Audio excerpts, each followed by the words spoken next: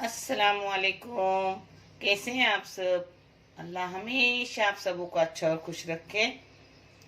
और जो भी इस चैनल की मदद करे उनकी अल्लाह मदद करे और हर बीमार को शिफा दे, हर बेरोजगार को रोजी रिज्जक पाबूद वाली हलाल की अता कर।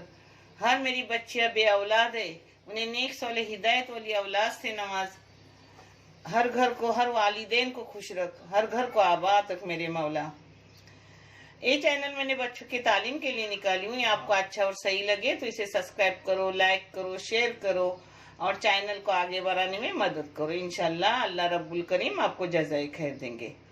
पता है, आज मेरी एक बच्ची ने कितने दिन से, कितने वक्त तक मुझसे मांगी कि मुझे चिकन सरोले चाहिए, मगर मेरा बच्चा चिकन सरोले से ज्यादा खीमा बकरे का अपना होता है ना, मटन सरोले, वो बहुत अच्छे लगते हैं। चिकन को उतना सरोले में टेस्ट नहीं आता। तो मैं, और मेरे बच्चे मीठे सरोले पसंद करते हैं, तो मैं आज आपके लिए, मैं हमेशा बनाती हूँ क्योंकि मेरे वालिदैन डायबिटीज वाले थे और उनके लिए मैं उस टाइम बनाती थी जब बहुत छोटी थी। मटन में सरोले यानी मटन के खीमे में सरोले। तो आज मैं वैसे बना के दिखा रही हूँ। अगर आपको मटन पसंद नहीं तो इसी हिसाब से चिकन का खीमा लो और चिकन के खीमे में बनाओ। ये माइक्रोनी में भी अच्छी लगते हैं, सेम सरोले के जैसे लगते हैं। जिसके पास सरोले हो उसने माइक्रोनी में बनाओ, बहुत अच्छे लगते हैं। ये सरोले हैं, सरोले मैंने भून के लिए हूँ, बगैर घी डाले, सिर्फ भून के लिए हूँ। एक खीमा है एक नाप का वैसा ही प्याज है। इसमें से मिर्ची लूंगी, दूसरी चीजों के लिए भी चाहिए मिर्ची, इसलिए ज्यादा काटी हूँ।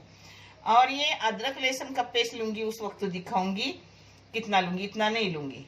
और ये मसाले है, लाल मिर्ची पाउडर 1 चम्मच, गरम मसाला है आधी चम्मच, धनिया पाउडर है आधी चम्मच और जीरा पाउडर है आधी चम्मच और पाव चम्मच से भी कम हल्दी पाउडर है। आप इसमें से मसाले कम ज्यादा कर सकते हो। और ये कम है इसलिए कम है सब चीज। और ये है क्यूब, मैगी क्यूब मिलता है ना, वो है। वो ना लिए तो चलता है, सिर्फ नमक डालो।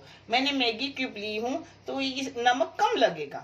कोतंबीर जाएगी इसमें से। ये टमाटर है एक मेरी, इसी साइज का, जैसे ये चीज है वैसे टमाटर है। और ये तेल है, तेल की जगह आप घी डाल सकते हो, मस्का डाल सकते हो, मगर मैं हमेशा तेल में बनाती हूँ, मैं तेल में ही बना रही हूँ। 3 टेबल स्पून तेल डाली हूँ। तेल आप कम ज्यादा कर सकते हो। और पता है, उस टाइम मैं उबाल कर सरोले बनाती थी, अब मैं डायरेक्ट बनाती हूँ, जो अपने लिए आसान भी रहता है और जरा उससे भी टेस्ट बढ़ता है। ये प्याज जा रही है तेल में। प्याज को सिर्फ 3 मिनट मैंने भूनी, नरम की, बस लाल वगैरह नहीं, क्योंकि उसमें सब पक जाता है। हाँ, अब इसमें जाएगा थोड़ा कम गैस करके सब मसाले। इसमें 2 बगैर तीखी मिर्ची जा रही है, 2 मिर्ची काटी हुई, बगैर तीखी है ये। इसमें 1 चम्मच अदरक लहसुन का पेस्ट जा रहा है। इसमें सब मसाले जा रहे हैं।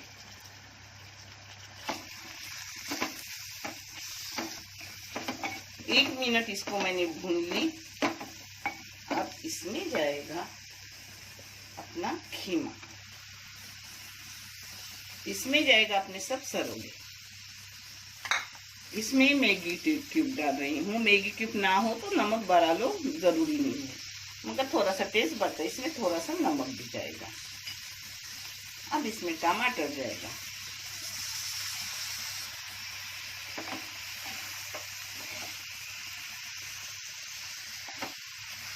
इसको सब एक जगह करूंगी और इसमें गर्म पानी डालो, ठंडा पानी डालो, कुछ नहीं होता, सही होता है।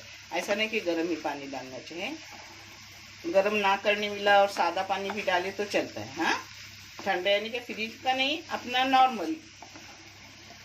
अब इसको एक जगह ही, अब इसमें पानी डाल रही हूँ। पानी ऐसे हिसाब से डालना कि सरोले भी अपनी गले, उसमें खीमा भी बनता है और सरोले साथ साथ अच्छे से बनते। पहले मैं उबाल के सरोले डालती थी खीमा बना के, मगर अब मैं एक साथ डालती हूँ, बहुत बेहतरीन लगते हैं।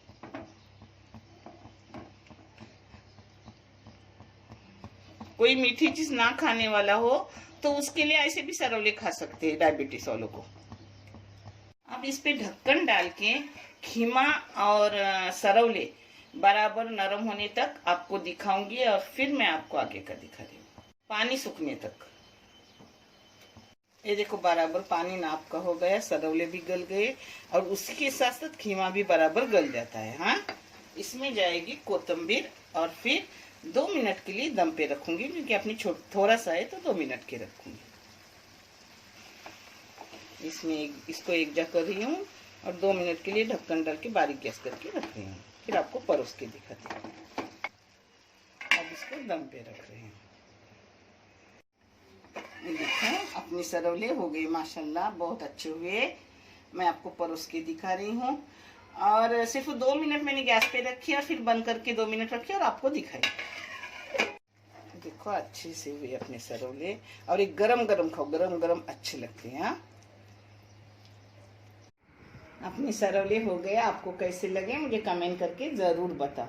एक गरम गरम खाने में मज़ा रहता है, बाद में तुम गरम करने जाओ तो वो टेस्ट नहीं आता, क्योंकि ज़रा फिर चिकचिकी हो जाते हैं।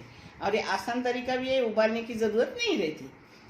देखने के लिए बहुत सारा शुक्रिया, जज़ाए खैर, अल्लाह हाफिज़।